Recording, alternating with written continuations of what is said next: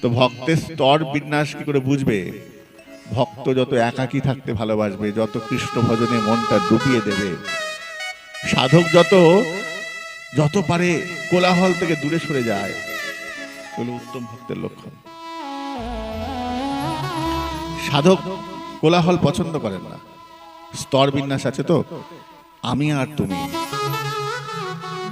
সাধকের স্তর হচ্ছে আমি আর তুমি। হে গোবিন্দ, হে গৌর সুন্দর, তোমার আর আমার মাঝে তৃতীয় ব্যক্তি যেন না আসে।